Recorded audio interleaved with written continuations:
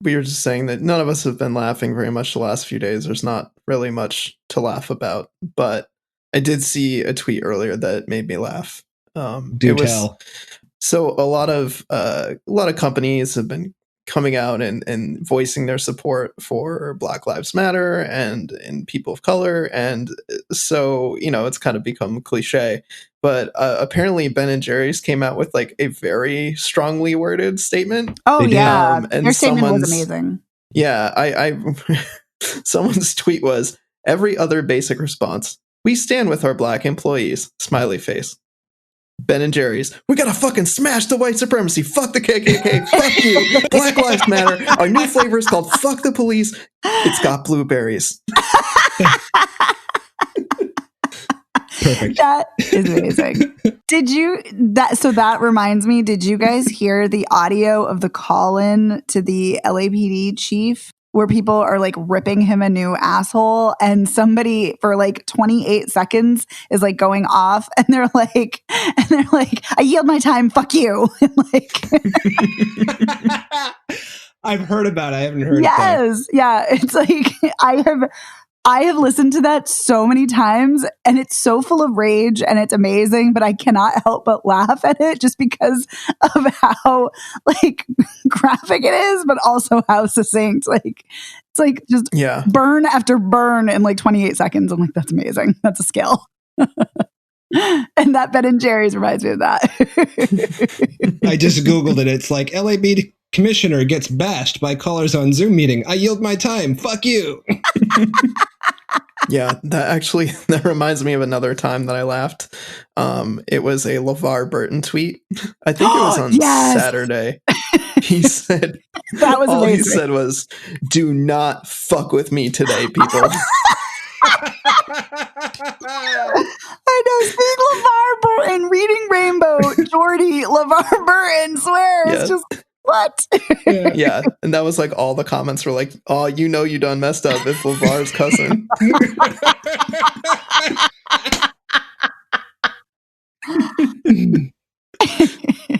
It's true.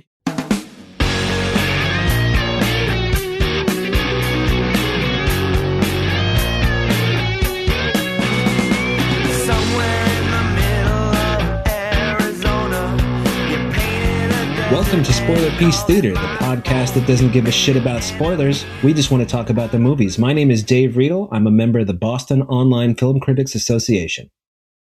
My name is Evan Crean. I am co-chair of the Boston Online Film Critics Association and co-author of your 80s movie guide to better living.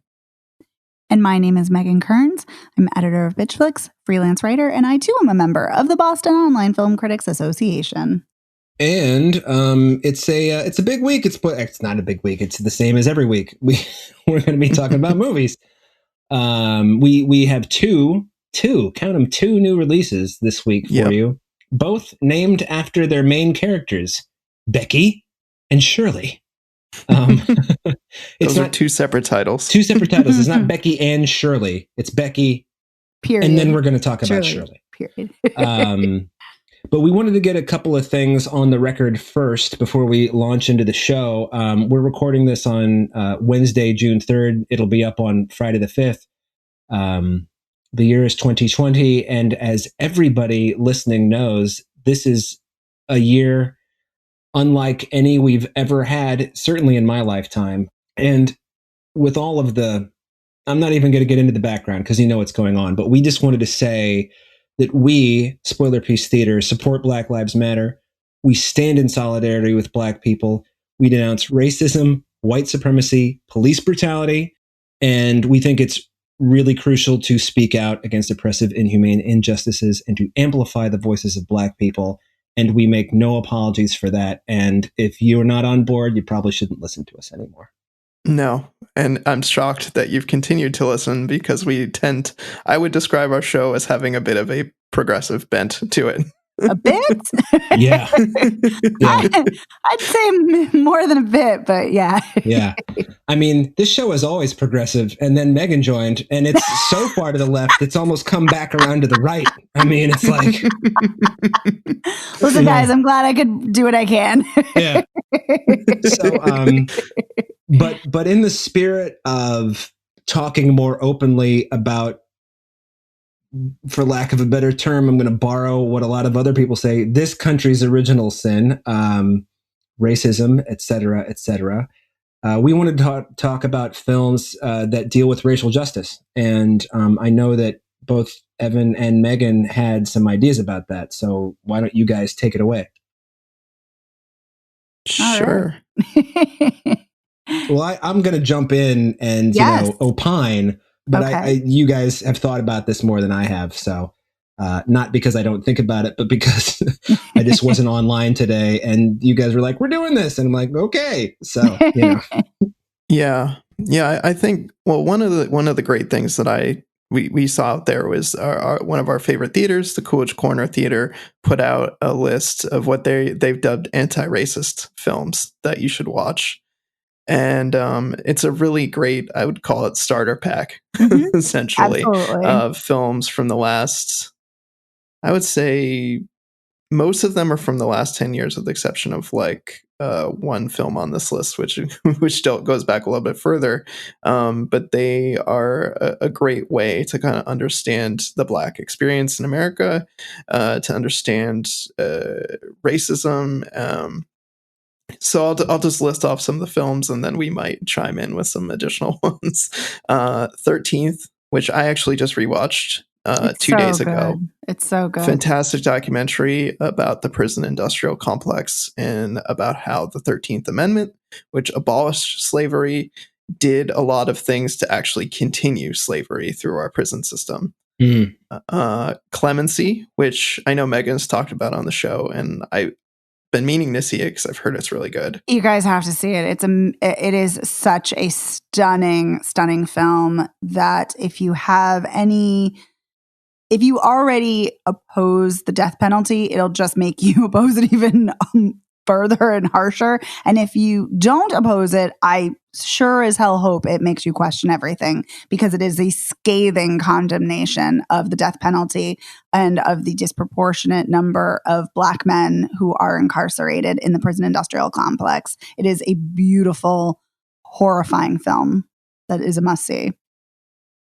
Yeah, I need to see it. It's very yes, high everybody on my list. does. The next one on the list is a documentary called Crime and Punishment, which is a really awesome film that screened at IFF Boston a couple of years ago. And that's a documentary. From what I remember, it focuses on Black people who are police officers and how they experience racism within the police department. It also focuses more broadly on how things like stop and frisk target Black people and people of color, in how it disenfranchises them. But what's amazing in this documentary is seeing people on the police force who are experiencing racism as police and how that prevents them from even getting ahead in their jobs. The next one on the list is Dear White People, another one I'm ashamed to say I haven't seen, but I also feel like I really need to see. Yeah, this is a really good film. Really, really sharp and really well written. And Tessa Thompson is amazing in it. But yeah, it's been a long time since I've seen it, so I am definitely due for a rewatch. But yeah, it's a great film about about racism, but also microaggressions of racism and racist behavior, because she's trying to get by and she's trying, kind of make it through. Not arguably, but she's trying to make it through a white society, and it takes place at a college, and the kind of racist shit the stupid white students do. A really fascinating film, definitely one you should see. Mm-hmm. And from what I remember, they've also spun that out into a TV show, which I think has accumulated 2 or 3 seasons, possibly. Mm-hmm. I know it's been at least a couple. Mm-hmm. Yes.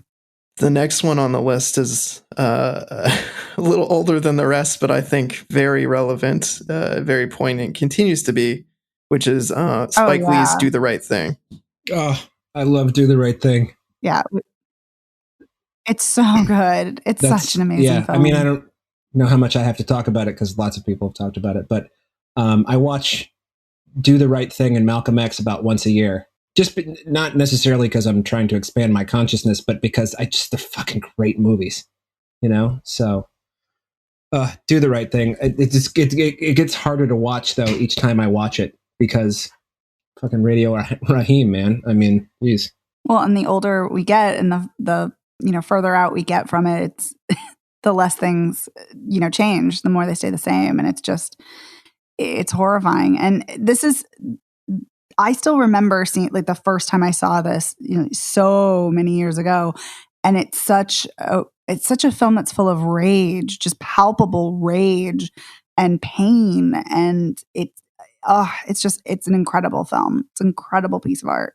It's been a while since I've seen this, and I feel like I'm due for another rewatch. But yeah, it is so emotionally charged as a film, and it really sticks with you after you watch it. It really kind of leaves a mark, an impression that you take with you after you watch it.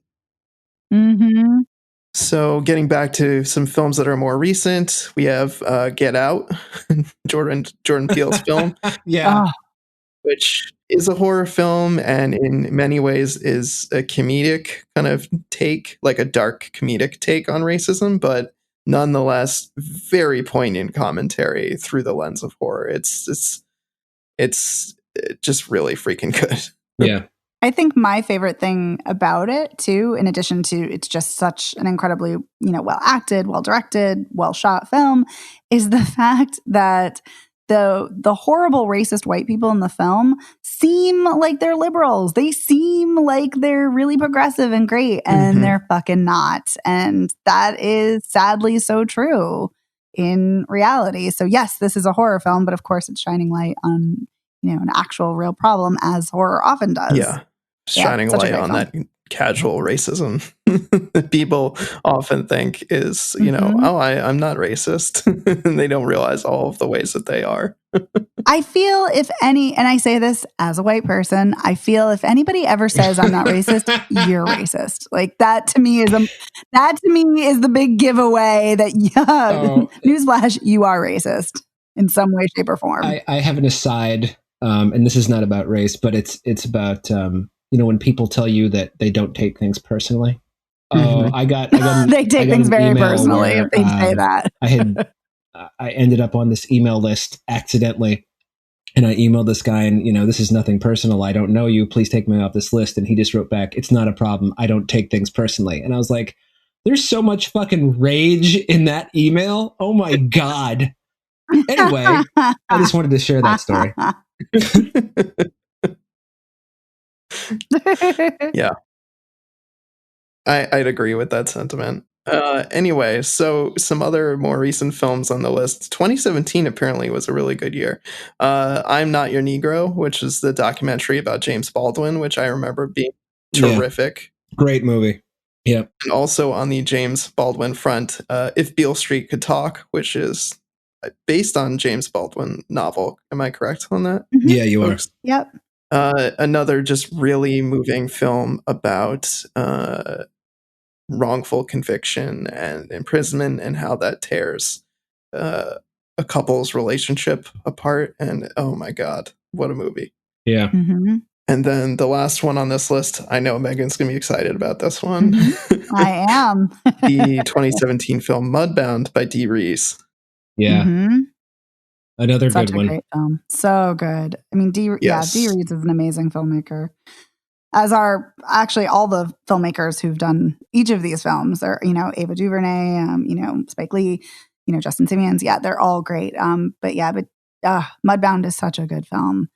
Looking at it is black not and an white easy family watch, in the South. Yeah, no, not an easy film at all, but a necessary film to watch. Oh, yeah, the thing I always think of two things when I think of Mudbound. I think of the make the choice scene at the end, and then I think of when Jason Clarke says to the family, I don't even remember what he says, but he gives them a job to do, and they're either anyway. you know what I mean. Yeah. Can I add a movie to that list? Oh, of course. Well, two movies. One, I would add Last Black Man in San Francisco, not because it's like a great movie, although it is good. I think it's a great movie. I think disagree. It's almost great. I think it's really. I think it just falls a little. It's got a little more style than it does. It leans on the style more than. I mean, I think the story is pretty solid story, and I just maybe a little less exuberance. I don't know what the word is that I'm looking for. But I remember that I kept getting caught up in like the stylization and being like, wait, I think I just missed something important because I was looking at that pretty framing. So, and then Blind Spotting. I thought Blind Spotting, I don't remember which year it came out, but I thought that was one of the best films of the year that year. I loved Blind Spotting. So those are my two ads. Yeah, good picks. I would say one of the films I would add to this was Just Mercy. Oh, for a couple of reasons. Great film. One of the important ones is that Warner Brothers has actually made the film available for free to see because they feel that it is a good film to get yourself educated about systematic racism, which I would say it definitely is, especially through the lens of wrongful convictions and the death penalty, which we've talked about on the show. It makes a very strong statement about the death penalty, particularly with Rob Morgan's character and his performance, which is just gutting. Mm-hmm. And yeah, any other comments about Just Mercy? That it's amazing and everyone should see it. Yeah. And Rob Morgan is a national treasure and he's fantastic in everything. Yes. Yeah. And it would be an interesting piece to do side by side with 13th, which we talked about earlier, because Just Mercy is about Bryan Stevenson, who is a well-known defense attorney, and he's one of the main interviewees in 13th. So it's cool to kind of see a story or a kind of representation of his real life work in Just Mercy through Michael B. Jordan, and then to see him as an expert in 13th. Absolutely. I would actually add on that, if you want to do a triple feature, I would add Clemency to that because it's also about the death penalty and seeing that from the perspective of a Black woman warden who is struggling with the loss of her humanity as she is, seeing these men die over and over and over and the racism in the system. So I agree. That would be a great double feature. And to amp it up, add Clemency. Another film that I would add, actually there are a couple more that I would add that the Coolidge kind of mentioned on Twitter, not in this original list, but they did. I would say Whose Streets, which is a great documentary about Ferguson. That is definitely something to watch, and they're actually going to be streaming it through their virtual cinema. And I would also say there's also The Hate U Give and Fruitvale Station. Yeah. So those are also great The too. Hate U Give. I emphatically recommend that one. I think I would also say My Name is Maisha is another great one too. Oh my God. Yes. Yeah. I'm pissed at myself that I didn't think of it because it's fucking amazing. Yeah, it is. That when we saw that at the Boston Underground Film Festival, that stuck with me all year long. And it was one of my favorite films that year. And not that I could list it because it actually hadn't gotten distribution, but it has distribution this year. So people, if you haven't seen it, get it, watch it. It's amazing. It's like a choreo poem and it's just, it's surreal, it's avant-garde, and it is an amazing story about a Black woman shot by police. And it's horrifying, but it's a gorgeous story about her life. And just incredible, incredible piece of filmmaking. Yeah. I'll have just one more film that I'll quickly plug just because I feel like it's a movie that not a lot of people have seen or heard about. It was a movie that came out a few years ago called Crown Heights, starring Lakeith Stanfield, which is a really great wrongful conviction movie. Specifically, he's accused and convicted of a murder that he didn't commit, and it's all about his friend who believes him and fights long enough to put himself through law school so that he can mount a defense to get Lakeith Stanfield's character out. It's based on a true story, of course, and it's amazing. So that's my last recommendation. Okay. Well, cool. Let's move on to the to the new releases. We got, like I said, we got two. We got Becky and Shirley. Let's do Becky first, because Becky, I knew a lot of kids growing up named Becky. I don't know anybody who calls herself Becky now, but hey, after seeing this, you probably wouldn't want to call yourself Becky. So, holy or maybe fucking you shit. would. well, I mean, I don't know. It depends. If you're like fucking hard ass, take no prisoners, motherfucker, like Becky, or he's like, ooh, Becky, so. I mean, when I think of Becky now, I just think of, like white women, like Becky with the good hair. Like, so. Yeah. I think of Karen when I think of Becky. Yeah, so. Exactly. I think of Becky's and Karen's, and now I think Amy's or, yeah. Anyway, yeah, Amy will be dead. Yeah. So I just think of like, just problematic white women. But somebody sum this up, because I usually go a little too long-winded in the sum ups. So, Let's see. So this is about a girl named Becky. Her dad's played by Joel McHale, and her mom has died from cancer, and she's kind of going with her father for a weekend getaway at their, I don't know if it's their mom's old house or their lake house or whatever.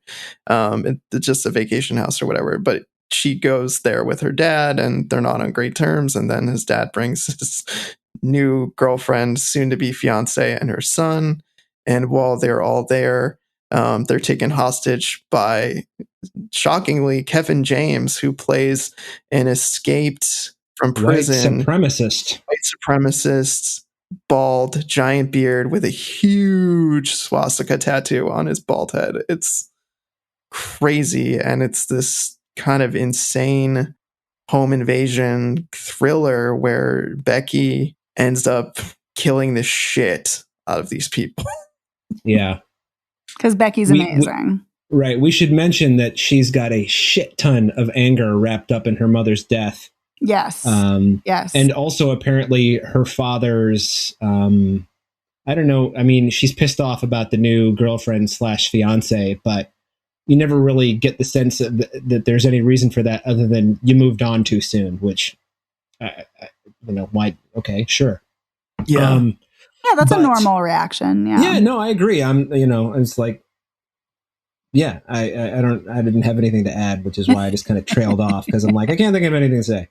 I got the sense that some of her anger was also wrapped up in the idea that he wasn't present enough when her mother was ill. That's the idea that I got, is that they never really show him in any of the flashbacks. No, they don't. I assume that it's a situation where she was always there and he was off doing who knows what. Yeah. Were they separated? Was he philandering? Was he just working? I don't know. It doesn't really seem to matter all that much, but he wasn't present, and she feels a lot of anger towards him. And that's why this movie is fucking amazing, because I love that Lulu Wilson, who plays Becky, gives such a ferocious performance, just dripping with rage and vengeance. And it is so fulfilling to watch her just go wild and almost like be feral in how she attacks these, people who are these villainous people who are taking,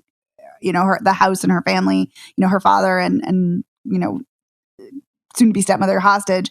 And it's just incredible. Oh, yeah. I loved this.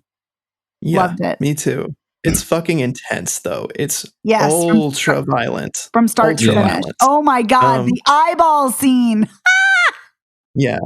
So that scene is just, oh my God. So she has a key. That's my favorite. She has a key that Kevin James is trying to get, and she stabs him in the eye with it, and his eyeball is dangling.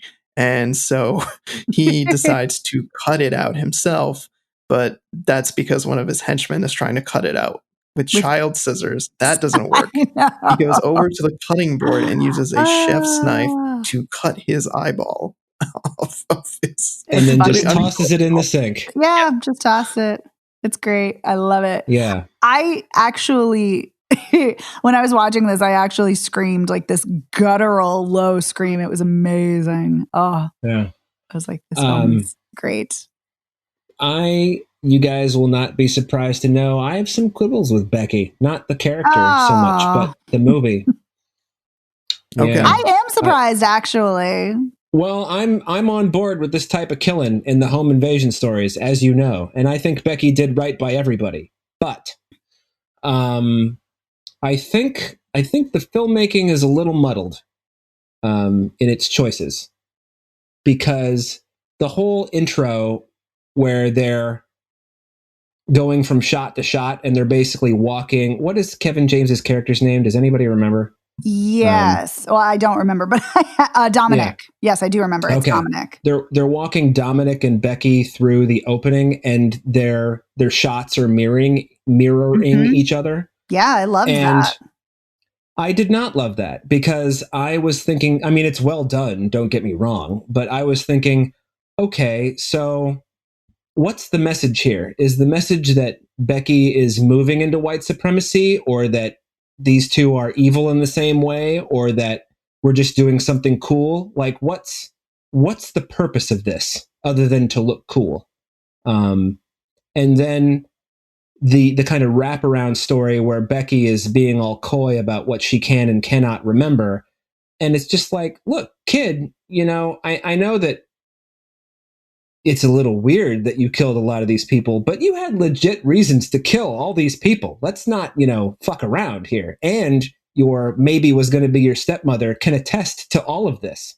So it just seemed a little bit, on the filmmaker's part, a little coy, and, and I also don't know what 13-year-old would be that present. So. Okay. Whoa. I disagree with everything. Sorry, Dave, but I disagree with everything you said. Well, I'm just going to go out on a limb and say you're wrong. So, touche. You got me there. Yeah. No, I mean, I think you're asking really great questions. But my take on the film, my interpretation was that, not that she was necessarily moving into white supremacy, because I didn't. I don't think into white supremacy specifically, but I mean, the parallel, the violence that comes along with her decisions and his decisions is markedly similar. It is, so. And I think that's part of the point. In addition to just being a tense, horror thriller film, I think that's kind of the point, is that violence can come so easily. I mean, Apex, his henchman, says he's repeatedly haunted throughout the film by killing 2 children. And he tells her, these are stains that are going to stay with you. They're stains that have stayed with me.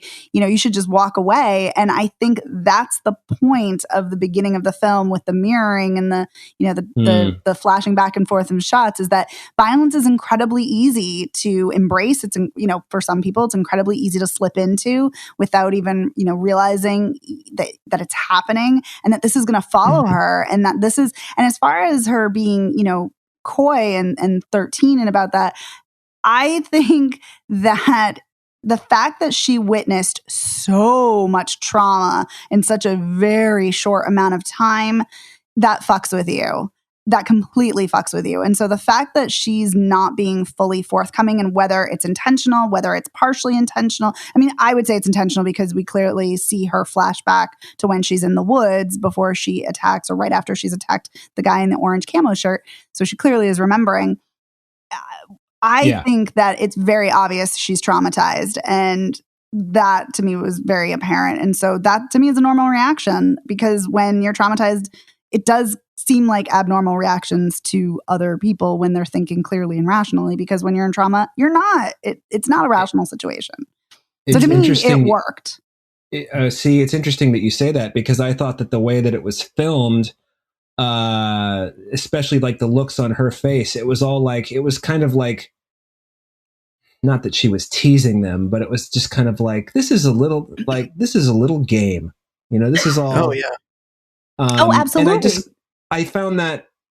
I just found it disingenuous. And also the whole thing about the big guy who's named Apex, him telling you this, it leaves a stain on you. I mean, I just found that to be really pat.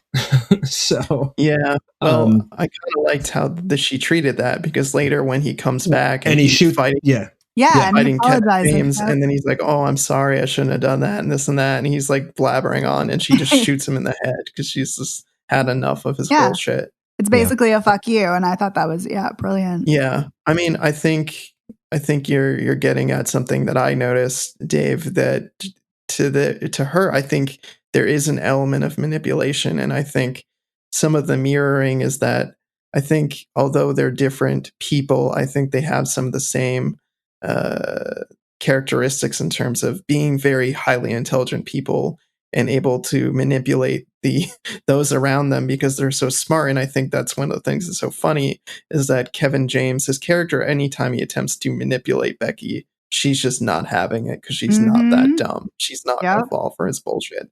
Right. And at the end, when she's kind of eating those gummy worms and you see that kind of smirk, it's like, okay, yeah, she's gone through trauma. She's done all this killing, but also she's kind of got a little bit of that kind of killer instinct to her person, even though she's not a white supremacist.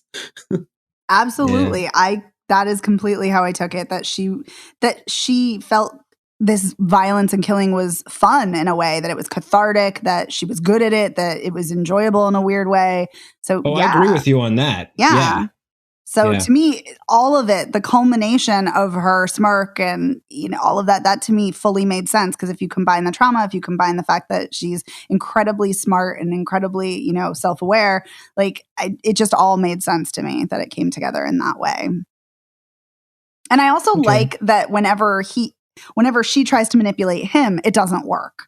Like every time she tries to lie, he catches her in it because he's too smart for that. And he's very observant. And, and I like that. I like when we have villains who are not stupid and who are very, observant and are paying attention to what's happening. And he doesn't fuck around either as a villain. Like, he says he's going to shoot the woman in the leg, and he shoots her in the leg. He doesn't fuck around. Yep. Yeah. He says he's going to torture Joel McHale, and he does. Yeah. And you guys are probably going to, think I'm a little bit of a wimp for this, but the scene when they kill those two kids, now granted it happens off camera, except for the blood spattering against the window, I was just kind of like, it's so ridiculous, but I just, it hits too close to home, even in a fucking like crazy action movie like this. It's like, I just don't want to see dead kids, man. And I never thought that I would say that, by the way. Like if you said to me 6 years ago, Dave, you're going to say 6 years from now, you don't want to see movies that have dead kids, I'd be like, go fuck yourself. Well, here I am fucking myself, I guess. I don't know. But I mean, I think that speaks to, we all have our thing. Like I was horrified at seeing like the dead dogs, or dead dog, just singular. Yeah. Like that was really brutal and hard to see, even though again, we don't see a lot of it. It's just, you see the dog lying there, but that's so sad and horrible. And then another dog gets hurt and you think they're dead and they're not, thank God. But yeah, so I get it. I mean, yeah, like that might not be my go-to for, like that's too much, but dead dogs sure are. So no, I get it. I get it. We all have our thing. So yeah. Well, thank you for giving me an out for that. I appreciate it. You did not need my validation or approval, but you're welcome. No, you got it. But I will also say though, I did find 2 of the deaths remarkably gratifying. I have to say. The pencil death and the speedboat death. Yeah. I was just like, these guys got it too easy. Then so the only thing about Kevin James, when he finally gets done in, I couldn't tell what was going on because it was so dark. And I know that sounds like ridiculous, but I was like, I turned up the brightness on the TV and I'm like, nope, this scene is just shot in the dark. I didn't know that was a fucking lawnmower, or I did. I could get see that everything right away either. Oh, I could see everything perfectly. Yeah, no, I didn't. I mean, I don't remember hearing her turn it on or if it started with the engine on the. So I went back and watched it again, and I was like, "Oh yeah, it is a lawnmower." It sure is. But I have to say first, before the lawnmower scene, as satisfying and gratifying as that is, I love the Nerf gun with gasoline, and she lights him on fire. That was cool. That's fucking amazing. The super soaker. That was cool. It's amazing. Yeah, that was great. Yeah. I also want to talk about. So I I've always felt weird about this, but I am a huge Kevin James fan, and I'm not a fan of. No. Yeah, I am. Oh I am. my God. Now listen, shush. I'm not a huge fan of what he's in. I'm a huge fan of him. I always think he's weirdly likable, weirdly charming. I don't know what it is, but I do. And so I was super excited to see him in this. I wish he'd played a villain years ago because he's so good as a villain. He is just He's really good. He's got a weird charisma, but he's incredibly creepy and menacing. He's fantastic. So good. Yeah. I have to say, though, I felt like as much as I enjoyed his performance in this, I feel like the writing of his character was just ever so slightly lacking to me. Like he was Kevin James, I feel like, was doing a good job of kind of filling in the blanks, but I feel like there was they could have made him just slightly more compelling as a villain. I think if maybe some of his dialogue was better. I feel like some of his dialogue with Apex to me felt kind of, to borrow a word from Dave, kind of pat and just kind of a little bit flat. Aw. I did not think that, but okay. I thought his performance was really, I mean, I'm never really surprised when comedians give good dramatic performances, but I think so little of him as a comedic performer that I was surprised he gave such a great dramatic performance. Yeah. You know? Yeah.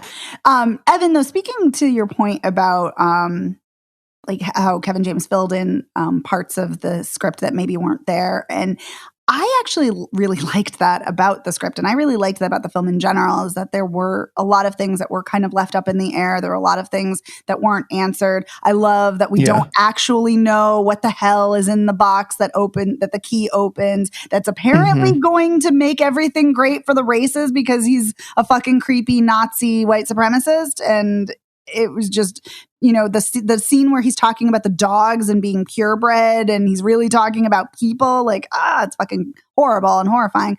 But I really liked that not everything is spelled out. Not everything is answered. That you kind of have to piece those things together yourself and kind of interpret, or you just don't know what the answers are. I really appreciated that and really loved that, and made me enjoy the film that much more. But yeah. I loved that aspect. I think the last thing that I would add about the movie before moving on, I love the score. I thought the score was really awesome, and the way that the score and the editing kind of worked together in scenes, I just thought was really tense and impressive. I agree. I loved the weird kind of breathing, chanting happening, and the wind chimes and the kind of throbbing. Oh, it was fantastic. Yeah. But I loved this so much. This was so satisfying, so enjoyable. I love that she's, I saw in the press notes that the directors compared this to Home Alone, and and there is some of that when she's setting traps for them, of course, but I love this. I love that everybody is so smart in this. Also, we haven't really talked about her, but I love the woman Kayla. She's also great on Handmaid's Tale, by the way, and I loved that she's also really smart because, Joel McHale he's sitting there with, Kayla, his fiance, and her son Ty, and Becky's out, in the woods. And I love that he's like, okay, we just have to agree with them. We just have to go along with them and we're going to be fine. And she's like, what are you talking about? We've seen their faces. We're not getting out of here alive. And I just there were just things about her that, I liked. I liked that she was smart too. And that just everybody kind of was. And anyway, I just love this. I could just keep gushing because this was just satisfying kills. It was gory. It was so much rage. And I love seeing women and girls with rage. Yeah. It brings me so much joy. The Home Alone comment's funny too, because when we finished the movie, I turned to Shauna and said, well, I guess this answers the question, the long ass question, what does an R-rated version of Home Alone look like? There you go. Yeah, for sure. Yeah. All right. Well, I mean, you guys really enjoyed it. I enjoyed it, but had, reservations. So, all right, cool. Shall we move on to Shirley? Yes. Okay, let's move on to Shirley. One of you guys talk about what Shirley's about. Because okay. I'll take it. Yeah, go for it. So Shirley is about the amazing and incredible horror writer Shirley Jackson, played by Elizabeth Moss, the wonderful Elizabeth Moss. And this is, rather than a straight biopic, this is an adaptation of the novel called Shirley, a Novel. And it takes real facets of Shirley Jackson's life, and with her husband Stanley, who is a professor in Bennington, Vermont. And it adds a fictitious newly married young couple who live with them because the husband is helping out Stanley as a professor's assistant, and the wife Rose is pregnant and spends a lot of time with Shirley. And Shirley is ornery, and she's opinionated, and she is brash and harsh, and she also suffers from depression. And this is after she's written the amazing short story, The Lottery, published in The New Yorker, and she is about to embark on her next novel, Hangs a Man. And it's all about her writing that and their kind of relationship. Yeah. Good summary. Agreed. Thank you, guys. Yeah. So what did everybody think? Loved it. Loved it. Loved it. Loved it. Loved it. Can't say enough good things about it. Loved it. Evan? Liked it. Didn't love it. Okay. How about you? Hated it. Hated every minute of it. Did you really? Hated every I really minute did. of it. Yeah. I love that wait for every it to be single one open. of us has a different take. Like Couldn't wait for it to be open. Well, when I realized that the husband was Logan Lerman, I was just like, nope. Because wait, that's what made you turn off to the film? No. That was the first thing that turned me off to it. Okay. I mean, like Logan Lerman. Logan Lerman is kind of like a 10 years younger Orlando Bloom. He's just a non-presence, limp dick. Like, there's nothing appealing about him to me. He was perfect for The Perks of Being a Wallflower, because like that character was so insular and traumatized, and his sort of natural like timidity worked for that. But also his character's not very well fleshed out in Shirley, which I don't think helps. He's just sort of a prop, which you could also argue that all of the characters are actually. But I don't agree with that. I was going to say all the male characters are, but I actually don't think that. But anyway, and as much as I love Michael, help me on his last name, Stolberg. Love him. His character is such an unrepentant cocksucker that I just couldn't handle it. This guy is a mean, manipulative, asshole misogynist, and I've got to watch him for the better part of 2 hours. Fuck that. And I don't have any problem with anti-heroes, such as they are. These aren't, heroes or anti-heroes in this movie. They're just people. But when characters are really unappealing, I think part of the problem with this is he's such a great actor that like he can really make you hate him, Yeah, but he's not the protagonist of the film. So, but he drips all over it. His presence that's is the point. No, I get it. I understand. I'm just saying I hated it. But you're supposed to. Well, not hate the film, but I hated the movie because of it. So, that's what made me love the film. Right. So and I also just think that I've seen enough movies where the lead character, I've seen a lot of movies, and of course I can't think of any of them off the top of my head, where the main character is like the same personality type as Shirley, whether it's male or female. And it's just kind of like, why do I want to spend any time with these people? It's kind of like when they finally made American Psycho a movie, and it's like, I've read that book, I don't know how many times. And now of course I'm off it, because it's like, you move on beyond Bret Easton Ellis at a certain point. But when I saw the movie, I'm like, Jesus Christ, this is like the worst. Like, I can't stand this character. And I thought it was a really good representation of him. So it's just, I think that I just have a problem with characters who are so, I don't know, so like that, played by actors who are so good. It just makes me like, oh, you've really done your work. Now I hate it, Well, he did do such a great job. And that is the point. I mean, and I know you know this. I know I'm not saying anything you don't know, but I still feel like I have to say this. I mean, in real life, her husband was controlling of her finances, even though she surpassed him in success and became, wealthier and more successful than he did. And that, like, those microaggressions are throughout the film, you know, his controlling misogynist ways.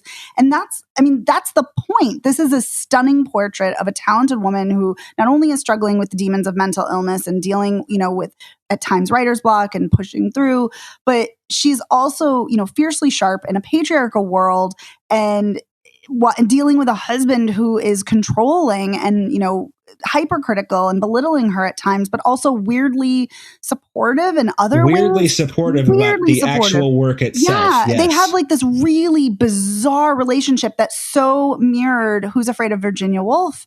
And that's all I kept thinking of Who's Afraid of Virginia Woolf the whole time. Over and over and over, because they have this weird push-pull relationship where they hate each other, they're acerbic, they insult each other, but then they also team up against other people, like, and they berate other people because they're so unhappy. Like, it's just bizarre, but for me, that bizarreness completely worked. And I fucking loved Shirley. Loved her. I loved that she just said whatever the fuck she wanted. I loved how opinionated she was. I loved how she was, you know, different. And that's the thing too. I think this film does for me, an incredible job of showing how hard it is for, you know, women. And yes, it's particularly showing educated white women here. I want to be very clear about that. It's not showing a universal portrait of womanhood, but it's showing how hard it is dealing with patriarchy and dealing with sexism and misogyny. I mean, there's a very good point as to why she talks about witchcraft in the film and why she's like,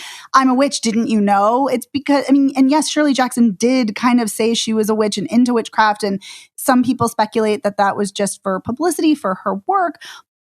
Other people think she was into it because her grandmother kind of arguably possibly was, or someone in her family was. But for here in the purposes of this particular film, I think what Josephine Decker, the director, does such an incredible job is showing that she is an outcast in this community because she says things things people don't say. She is not a stereotypical feminine woman in the way the community thinks women should be. She is seen as different. She is seen as radical. And this is what she has to deal with, those repercussions. And I think the film is brilliant for the way it shows that. I also think it's great for its queer gaze. I mean, the fact that there's this interesting kind of queerness happening between Shirley and Rose, but then you also don't know what's real. You don't know what is in her mind. And where does she, you know, end and her work begin, and with her writing, and, you know, because we see Rose as Paula, her protagonist. I just think it all is brilliant. Interesting. It's kind of funny that all the reasons you like it are all the reasons I hate it. It's like, I know. But you know how like people see the same movie, but they see the different movie? Right. We saw the same movie. Exactly. You know? Same it's movie. like we understand it the same way. Yeah. We just reacted to it differently. You know? I know, it's wild. It's kind of blowing my mind. Yeah. And I know that Evan has things he wants to say, so I'm gonna let you finish, Evan. But one of the things that I always, and I think I might have gone into this with a little bit of a chip on my shoulder before I even saw it, because I think movies where main characters are writers are inherently boring. And I don't mean boring because they're boring. I mean, the act of writing is boring. Mm-hmm. So to put it on screen, how are you going to make something that is such a solitary thing interesting? I've only seen it done really well like once. And people hate this movie, Naked Lunch. But I mean, that's a kind of it's just such a whole different thing. But yeah. The act of someone sitting down, it's like the adaptation of not Neil Cassidy, that's the real person. They made the movie about Jack Kerouac writing on the road. I don't remember what it's called. And it's just like, why am I watching this fucking guy type? What the fuck is this? And there's not a lot of that in this, but when it got there, I was just like, oh God, they've gone there.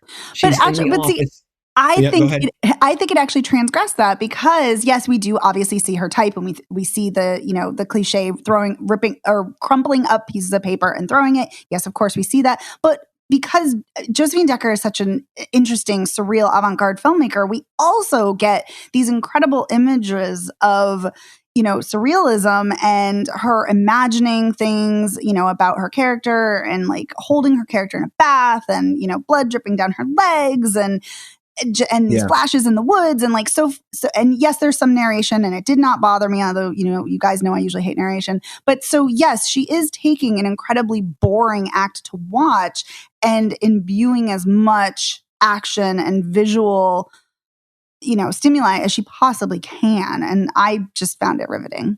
But Evan, I know Dave and I have been talking a lot, so I want to hear what you have to say. Yeah, I've been entertained by how you guys saw the same movie, understood things, but just felt so differently about them. And I truly do feel like I kind of split the difference here, because I found both Shirley and her husband's meanness to be entertaining. Like, they're just such assholes that I found it entertaining to watch how mean they could be to people. So that part to me was funny, and I very much enjoyed Elizabeth Moss in this role, and I think she does a fantastic job with the character. Although there's some times where she kind of slips in and out of some kind of accent that I can't really discern, which I remember noting to myself, that sounded like some kind of accent, but I don't remember hearing it in other scenes. I really dug the friendship at the center of this movie, and how the first part of the film is all about Shirley being obsessed with this woman and wanting to, and basically kind of like chasing after her. And then there's a certain point where the tables flip, and it's about, you know, this her friend being obsessed with her and like not being able to like get away from her. And so I kind of really enjoyed that dynamic. I agree. I do agree with Dave that I don't generally like watching people write. I think that this can be a little annoying, but I agree with you, Megan, that there are points where I feel like it kind of transcends that, because it's dabbling in this weird world that's kind of like between her imagination and reality, where you see her kind of writing the story and imagining a story that's also it's that's one of the other things I kind of like is the weird blurred lines in this film between like what's real and what's not. And I think for me, there were some points where I legitimately was not sure what I was watching was real or not. Same. And I think that's the point too. I think you're not supposed to be entirely sure. The only way I ever knew when it wasn't real and when it was actually Paula, her protagonist, based on the missing girl, was the coat she was wearing and that she had shorter hair. But like, it was still hard at times. And I'd be like, oh, Rose is there. And then I'm like, oh, no, it's Rose as Paula. Like, right. Yeah. Yeah. So I dug that there's this kind of weird blurring of lines. That said, I think for me, this movie was very slow. And I think that the points that were kind of the I don't know, the valleys between the peaks felt very long to me. And I think that was why I didn't love it, is I found so many parts just being kind of like slow. And I feel like I was waiting for something to happen. And I think also kind of, I'll admit that some of it was a little bit of expectation of like, this movie is about, you know, a horror author. And so I'm kind of expected it to be a little bit more on the horror / terror side of psychological. And so I was kind of waiting for things to ratchet up in terms of that level of tension and scariness, and that didn't quite come. And so I think that was another thing that was kind of like, I admit that my expectation was kind of like not being met, where I was like, I like the blurred reality and I'm really enjoying this from a psychological standpoint, but it's not quite meeting that next like level that I'm looking for in terms of being a really creepy psychological film. Yeah, I would say that's definitely a matter of expectations, because I mean, yeah. Yeah. Because I went in with no expectations other than I think Shirley Jackson's an incredible writer, and I love Elizabeth Moss, and I love Josephine Decker because I absolutely adored Madeline's Madeline. It was one of my favorite films of a couple of years ago.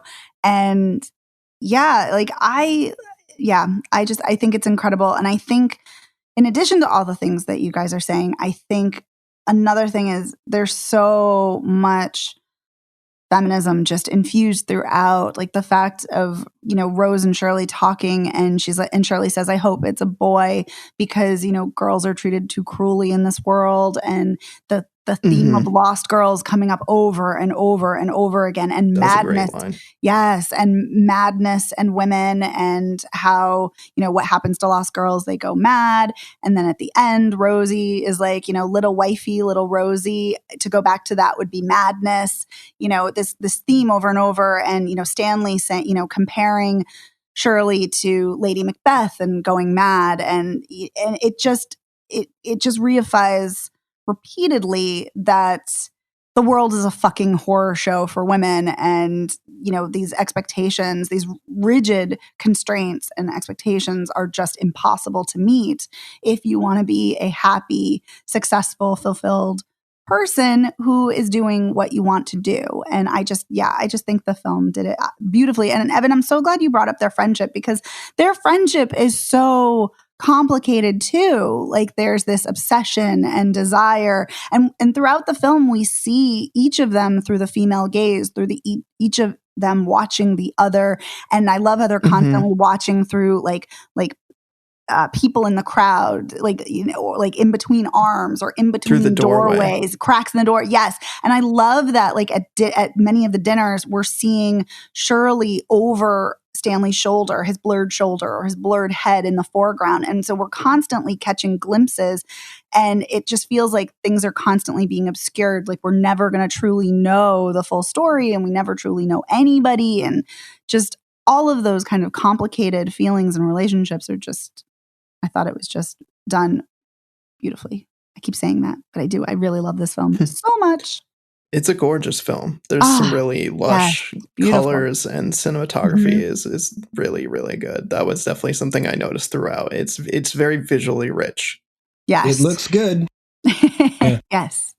There was one other thing that I wanted to say, because since we're talking about Shirley Jackson, a movie about her that doesn't really have much of her work in it. But one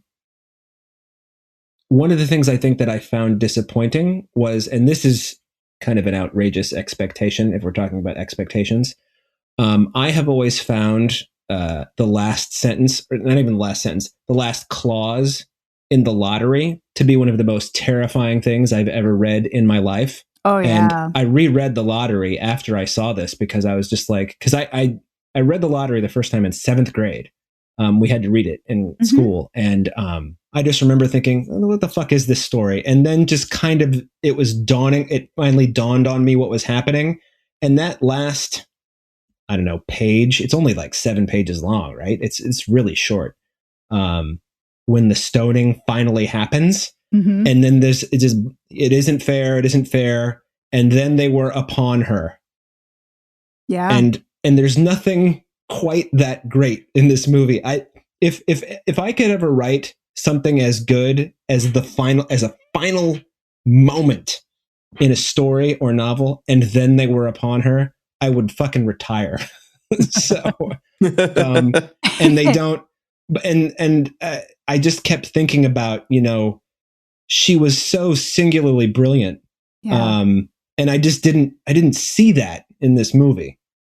I saw a bunch of people who were dicks. So, oh, see, that's funny. I did see the brilliance. That's interesting. I'm not saying that. I mean, there's also the whole like tortured genius, et cetera, kind of thing. I love. I just feel like I'm not going to get into it again. I really feel like I've seen this story before, better and worse. You know, so I mean. That being said, I know I said I hated it. It's not, I'm not going to like not recommend this movie. It's like not one of those kind of hates. It's just like, this doesn't work for me. Sure. You know? But I wouldn't say to anybody, don't see Shirley. It sucks. I'd be like, you know what? I didn't like it, but there you go. People fucking love it. So, you know, Megan on my show, she loves it. So, yay! You know. I have to say, I like that. Speaking of last lines, and this isn't the last line, and I almost wish it had been, the last scene when she's just staring at the camera and like we're waiting, and you see Stanley come out of the background into focus in the frame. And they're talking about her book and he's saying like how brilliant it is and everything. I started breaking down, almost sobbing, because I was just so with her on this emotional journey of this book and of herself, that when she says it hurts, this one, it hurts more than the others, I was just a wreck. I was just destroyed. And I like the fact that this is done, the fact that this hurts. And, you know, and is she talking about the book? Yes, of course. But is she also talking about Rose gone? Maybe partially. And it absolutely destroyed me. And and also thinking about the lottery too, because I have thought about it many times since I read it when I was like 13 as well. I love that Rose, after she reads it on the train, fucks her husband, and that she is turned on by it. And to me, as I'm watching the film, I'm like, oh, she's turned on by Shirley. She's turned on mentally by her before she even meets her. And to me, that made it even more of a very queer film, because she is so mentally stimulated by Shirley and can't get enough of her, and it just wants to be in her orbit. And thinking about the lottery and getting turned on is just fascinating to me. Yeah. That was her reaction. Yeah, that's a great point, because then she does, when she first meets her, kind of chases her up the stairs trying to talk to her about the story. Yep. And she's constantly like, we hear Shirley's voice before we even see her. And she's like trying to catch a glimpse of her in between people. Yeah. And then like they have that moment later in the film where like Shirley touches her, you know, pregnant belly. And that's a very intimate moment. And then we have the scene on the porch where you could argue, I'm not entirely sure, was that actually Rose? Was that her imagination? But, you know, her knee going in between her legs. But then at dinner, that very much is Rose. And, you know, they're playing footsies under the table in a very sensual manner. Like, yeah. So it's just, so many complicated emotions and relationships happening. I loved every minute of it. I want to watch this again. Yeah. Well, okay. You can have my viewing. There you go. All right. Well, I think we've covered it, Shirley, pretty well. Yeah. Anybody else have any last moment thoughts? No? I just think this is a feminist tour de force, and Elizabeth Moss is just amazing, and Michael Stuhlbarg is amazing, and Odessa Young, who plays Rose, is great too. Yeah. But how's Logan Lerman? Fine. Fine. But again, he doesn't need to be more than fine in this. I think he just needs to be fine. Yeah. Yeah. Okay. Well then, I mean, I guess that wraps up this spoiler piece thing. Yay! Yay! Wow. Contentious isn't the right word because we're not at each other's throats, but a varied batch of opinions this week. I like it. I like it when we do that. I know. Yeah, me heated too. Discussion. Yeah. So to recap, I think we would all say see Becky for different reasons, but see it. Yes. And I would not say don't see Shirley, but you guys would say see it, right? Oh my God, yes. Yeah.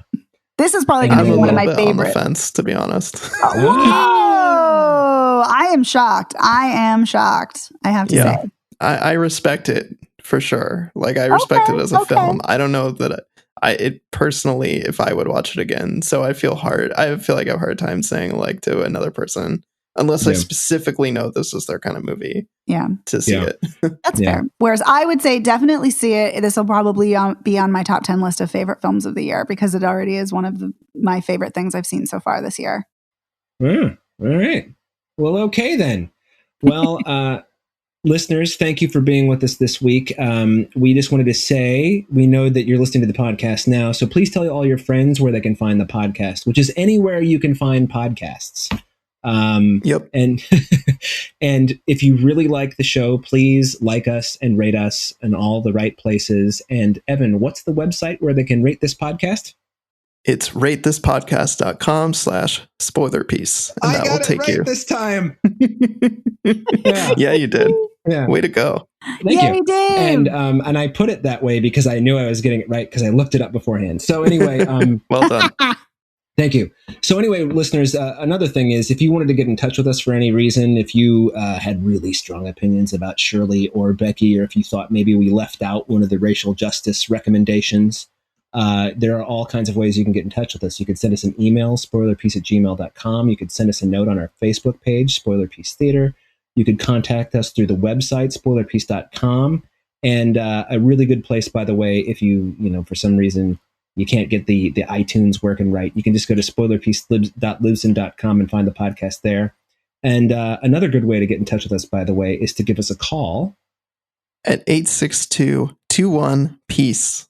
And you can leave us a message and you can tell us, hey, Dave was right about Shirley. Ha ha. And but you could say Megan was right about it too. Whatever. I mean, gee. And that, as they say, is that. And we wanted to just say, please remember to stay safe out there. And if you're protesting, et cetera, just it's so ridiculous for me to say this, but stay safe, man. I just take a friend, take your phone and record everything. And I'm not advocating you do anything, but if you do, AOC has a great bunch of tips on what to take with you. So anyway, my name is Dave Riedel. I actually just filed a piece with Salt Lake City Weekly, so I'll be writing for them again soon. Yay! Yay! But if you wanted to follow me in the tweets and whatnot, my name is Dave Sees Movies on Twitter, Instagram, and Letterboxd. Thanks very much. And who's next? Well, first I want to say thank you to our editor, Otto Clamor. So Yay, thank you Otto. for editing our show. Yes, Otto, thank you. Forgot to mention that last week. Many apologies there, but great work and thank you so much. And my name is Evan Crean. I am co-chair of BAFCA and co-author of your 80s Movie Guide to Better Living. And you can follow me on Twitter and on Letterboxd as Real Recon. And before I sign off, I actually want to take this moment to thank our patrons. And we have been wanting to do this for a while, and we want to give a shout out to our specific patrons who we love, and we are so grateful for all of your support.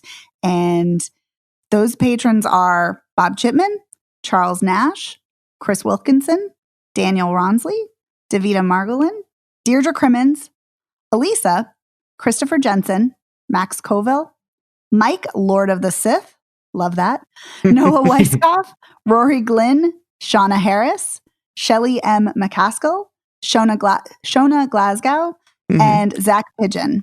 So thank you, patrons, so much. We really, really appreciate you and all you do and for listening. And with that, my name is Megan Kearns, a freelance writer and critic. Obviously, I'm a critic, editor of Bitchflix, a member of the Boston Online Film Critics Association, and you can follow me on Twitter at OpinionSWorld and on Instagram and Letterboxd at The OpinionS. Thanks, patrons. If the world doesn't explode, we'll see you next week. Thanks so much. Bye. Bye.